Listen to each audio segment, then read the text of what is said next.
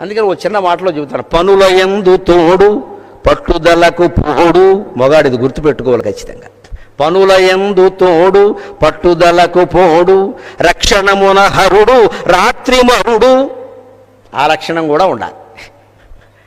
పనుల యందు తోడు పట్టుదలకు పోడు, రక్షణమున హరుడు రాత్రి మరుడు.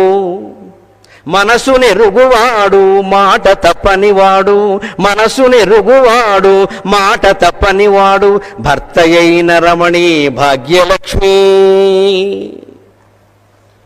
దీనికి మొగాళ్ళ చప్పట్లు కొట్టారు, ఆనందిస్తున్నా, ఒప్పేసుకున్నారు వ్యవహారం. దీనికి అహంకారం అవసరం లేదండి. భార్యకి పనుల్లో సాయం చేయాలి మొగాడు ఖచ్చితంగా. అందులో ఇవాళ మరీ అవసరం, ఎందుకంటే వాళ్ళు ఉద్యోగాలు చేస్తున్నారు. సస్తా రేటు ఇక్కడ. కాఫీ కలిపేవా, కాఫీ కలిపేవా, ఏటి కలిపేది? నువ్వు అక్కడ కూర్చుని నువ్వు మొక్కలు కలుపుతున్నావు, ఆవిడేమో కాశీ కలపమాట. పైగా నీకు కలిపితే సరిపోతే ఇక్కడ నీకు ఆడడానికి వచ్చిన నలుగురు కలపాలి. అక్కడ నువ్వేమో ప్యాకెట్ మొక్కలు కలుపుతావు, ఆవిడేమో కాఫీ కలపమంటావు. మరి ఇదో పని ఆదివారం వచ్చేసరికి ఇక్కడ పరుల యందు తోడు. ఒక నిజంగానే ఆవిడ అక్కడ ఏదో చేయలేక ఇబ్బంది పడుతుంది, మనం వెళ్ళి సాయం చేద్దాం. ఇగో అహంకారం ఏమో పడాల్సిన పనే లేదు ఇక్కడ. ఓకే, ఎంత సంతోషిస్తాం, ఆయన అసలు నన్ను ఏ పని చేయనివ్వరు, ఎంత శ్రద్ధగా చాలండి. ఆ ఒక్క భావన చాలండి. జీవితాంతం చాకరీ చేస్తారు. ఎవరు వచ్చినా చెబుతారు. పైగా ఆడాళ్ళు ఏదో దాచుకోలేరు, అదొకటి బలము బలహీనత కూడా. అందుకని ఎవరన్నా ఇంటికి వస్తే మా ఆయన బంగారం ఉండు బాబు, అందువల్ల ఇలా సుఖంగా. అంతకంటే కావాల్సింది ఏమిటయా? నీకు నెలకు ₹1,00,000 జీతం వచ్చిన భార్య మెచ్చుకున్నప్పుడు ఎందుకు జీవితం పని లేక? ఆ జీతం ఎందుకు, జీవితం ఎందుకు? పనుల యందు తోడు, అంతేకాదు పట్టుదలకు పోడు. సాధారణంగా మొగాళ్ళలో ఈ పౌరుషం, అహంకారం, మేలు ఇగు అంటారా, ఇది ఒకటి ఉండి పట్టుదల అండి. నేను తగ్గను నువ్వు తగ్గాల్సిందే. ఈ మధ్య ఆడవాళ్ళు మొగాళ్ళ మాట వినడం మానేశారు. ఇలా వినాలి, ఎక్కడ శాస్త్రం ఏం లేదు అక్కడ. వీళ్ళు వినాలి, వాళ్ళు వినకూడదని శాస్త్రాల్లో ఏం లేదండి. అనవసరపు మాటలు మన అహంకారం కొద్దీ పుట్టించుకున్నాం. అందుకని పట్టుదలకు పోవలసిన అవసరం లేదు. మనం ఏదో అన్నాం, ఆవిడ ఏమండి ఇలా కాదు ఇలాగా అంది, అది మంచిదైతే ఒప్పుకోరాదా? ఏమైంది? పోనీ ఓ పూట ఒప్పుకోవాలా? ఓ రోజు రాత్రి పడుకున్నాక ఆలోచించి వీడు చెప్పిందే మంచిదిలా ఉంది అని అంగే ఒప్పే. నువ్వు చెప్పావు కానీ ఏమిటో నేను గమనించలేదయ్యా, నువ్వు చెప్పిందే బాగుంది అంటే మర్నాడు మీరు బరువు చూడండి 2 కేజీలు పెరుగుతుంది ఆవిడ. ఆనందం.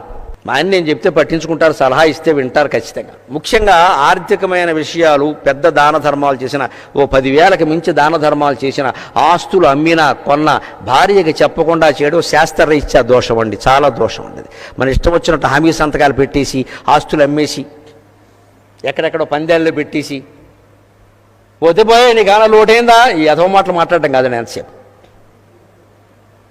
చెప్పి చేయాల్సిందే ఖచ్చితంగా. మనుధర్మశాస్త్రంలో అయితే చాలా స్పష్టంగా, అనవసరంగా దాని మీద నిందలు ఎందుకు వేస్తారో తెలియదు. ఆడవాళ్ళ ఆర్థిక విషయాలు ఆడవాళ్ళకి అప్పగించడమే మంచిది, వాళ్ళు పొదుపుగా చేస్తారని చెప్పాడు.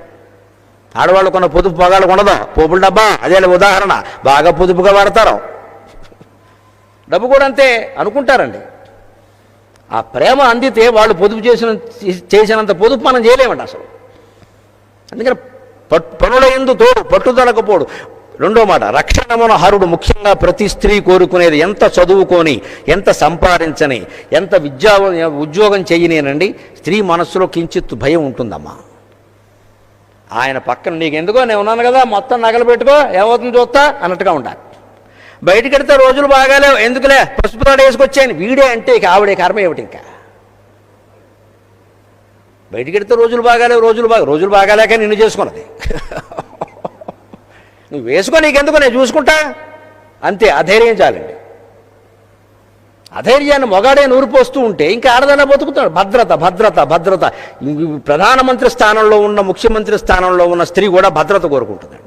ముందు మగాడి నుంచి కోరుకునేది భద్రత. అందుకని రక్షణమున హరుడు.